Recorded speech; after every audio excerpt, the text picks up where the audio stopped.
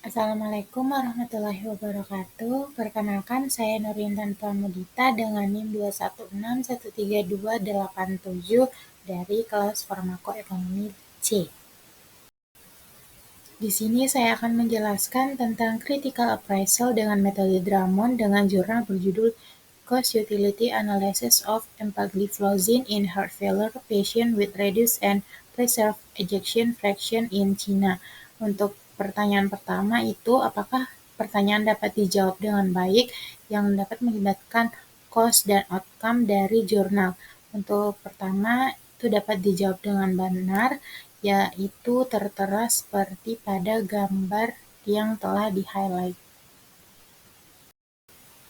Pertanyaan kedua, apakah penjelasan komprehensif mengenai alternatif yang bersaing dapat diberikan? Jawabannya ya, dapat dilihat dari bagian jurnal yang telah di-highlight. Pertanyaan ketiga, apakah efektivitas atau layanan dari program dapat dijelaskan? Jawabannya ya, seperti yang telah tertera pada jurnal yang telah di-highlight.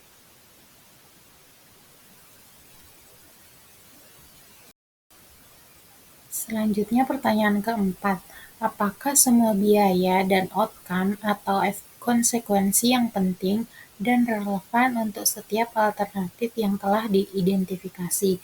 Jawabannya ya, seperti yang tertera pada layar atau jurnal yang telah di-highlight juga. Pertanyaan kelima, apakah biaya dan konsekuensi diukur secara akurat dalam satuan fisik yang disesuaikan?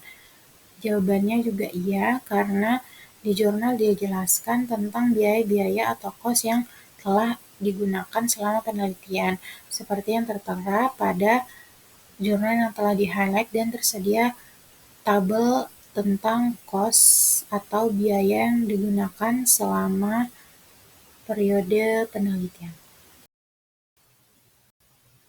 Selanjutnya pertanyaan ke-6, apakah kos dan konsekuensi dapat dinilai secara kredibel? Jawabannya ya, seperti yang tertera pada slide atau pada jurnal yang telah di-highlight.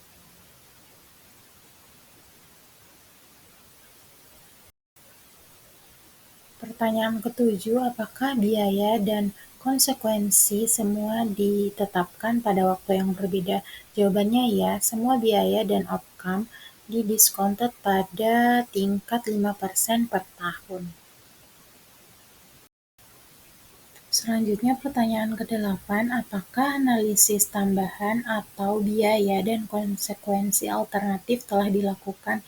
Jawabannya iya, di dalam jurnal dijelaskan dan seperti ditunjukkan pada tabel yang sudah tertera. Pertanyaan 9, apakah ada kelonggaran untuk ketidakpastian estimasi biaya dan konsekuensi? Jawabannya iya. Untuk analisis digunakan adalah one-way sensitive analysis dan probability sensitive analysis atau PSA. Pertanyaan ke-10, apakah presentasi dan diskusi hasil studi mencakup semua isu yang menjadi perhatian pengguna?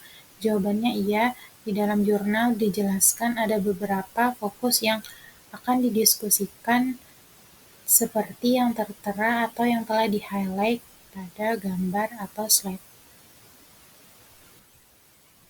Cukup sekian yang dapat saya sampaikan. Lebih dan kurangnya mohon dimaafkan. Wassalamualaikum warahmatullahi wabarakatuh.